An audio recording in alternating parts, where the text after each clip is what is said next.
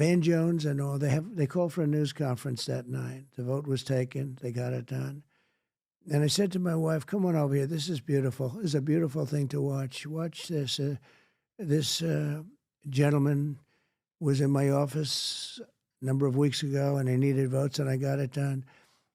It'll be nice to watch somebody really say something nice about your husband. I said that to Melania, and I said, watch this. And they got up and they spoke. But Van Jones got up, and it was a little, I don't get too embarrassed, He got up, he thanked this one, he thanked that one, he thanked this one, that one, that one. The only one he didn't thank was Donald Trump.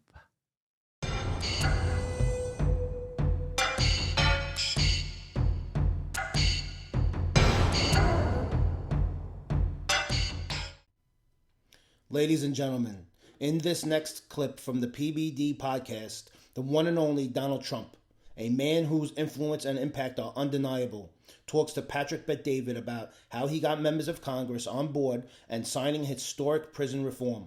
His legacy is one of bold decisions. Even Van Jones, a vocal critic, once credited Trump for the First Step Act, acknowledging its impact on criminal justice reform.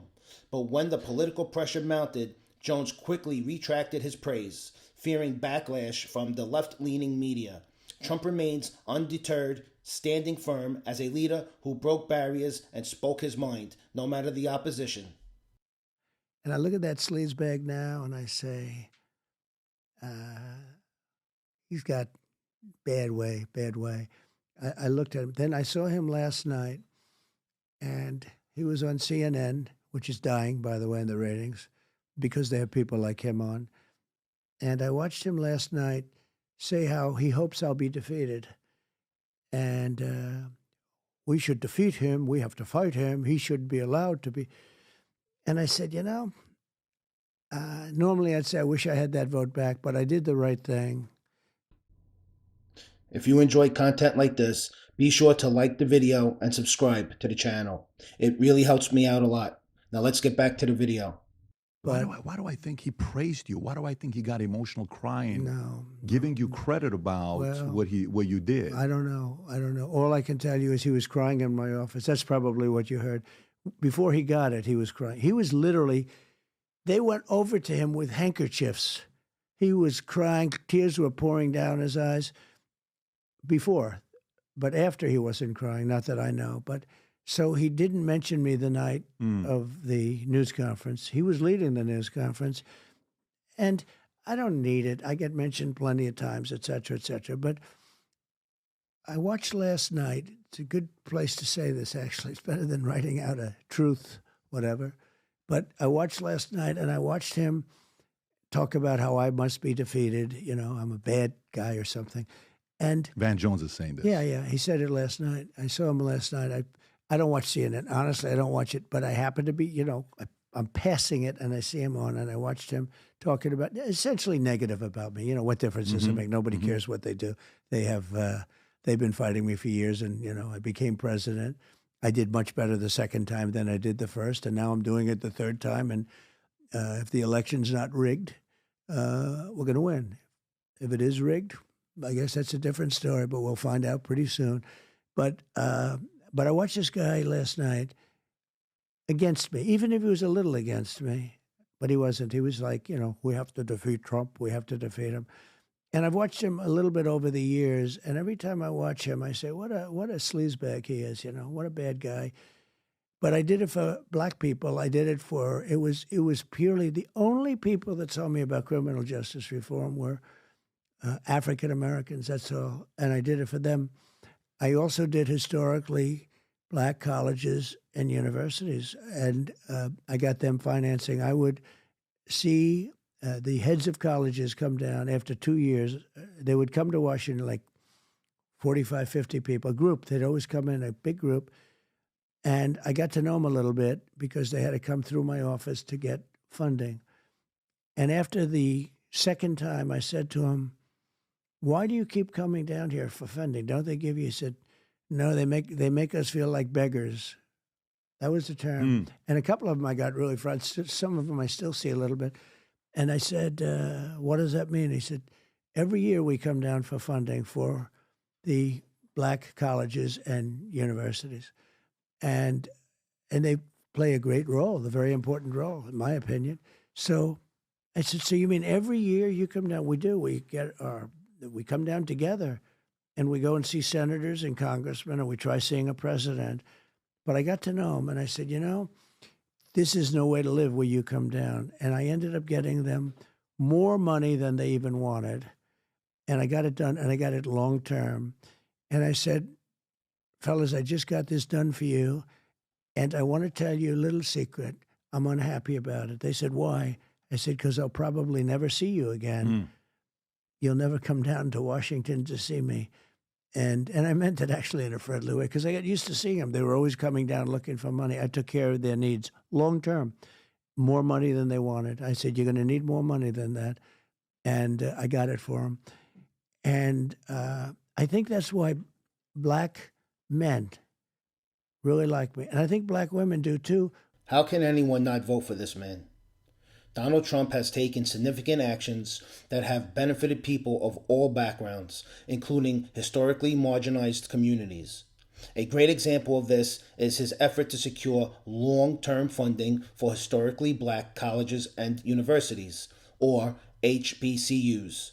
Recognizing their vital role, Trump wanted to end the exhausting cycle where HBCU leaders had to lobby for funding year after year. He made sure they received more support than they even requested and ensured that the funding would be stable for years to come. This effort not only highlighted his commitment to education, but also demonstrated his willingness to address the needs of these important institutions. Yet, despite these actions, many in the left-wing media and Democratic leaders refused to acknowledge his efforts, preferring to push a narrative that painted him in a negative light. They often overlooked the tangible positive impacts of policies like the First Step Act and his work with the HBCUs. Instead, they choose to focus on their own portrayal of him, framing Trump as a divisive or prejudiced. This narrative made it harder for the public to see the full scope of what he accomplished, overshadowing the efforts he made to uplift communities and create opportunities for all Americans. This really exposes the Democratic Party. They only care about keeping their power and control. They do not care about the American people at all. But they have a woman who is black, although you would say she's Indian, but she is black. But she really, a lot of people didn't know, which is true. But I learned about it just a couple months ago. Maybe, the fact that she's black, or that she's Indian. The fact that she's black, I thought she was Indian until a couple months ago. Things change. I mean, a lot of people. Well, because if you follow baseball, Sammy Sosa kind of, you sometimes have to respect people. They change, right? So I thought maybe she was doing a Sammy Sosa the other way. Yeah, Sammy's changed. Right.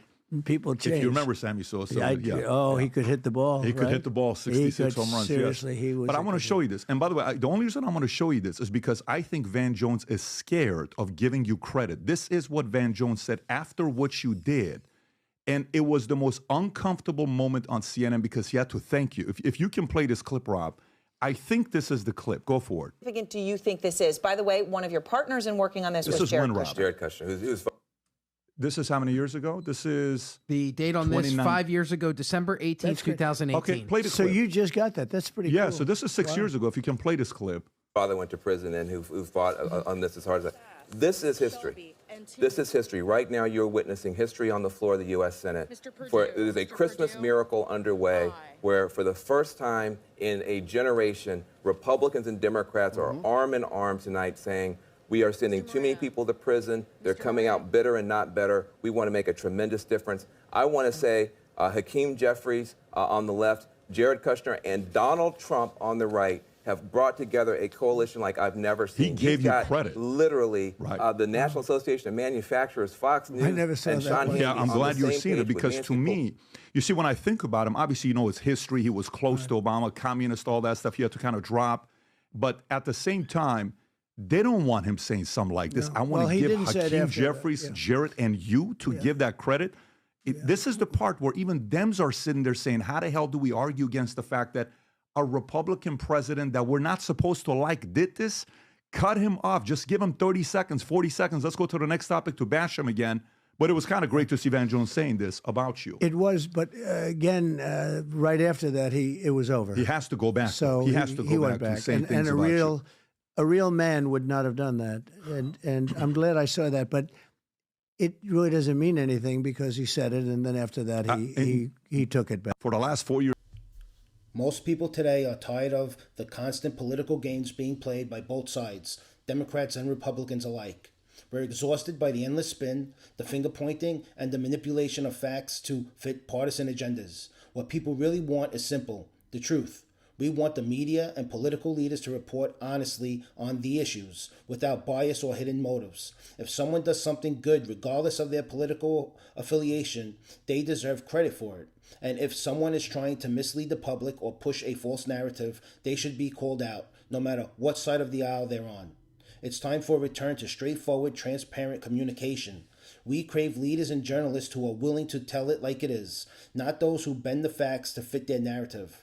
People are tired of the constant back and forth, the accusations, and the refusal to acknowledge any good that comes from the other side. We need to move beyond the decisive rhetoric and focus on what truly matters, solving real problems and making life better for all Americans without worrying about which party gets to claim the victory.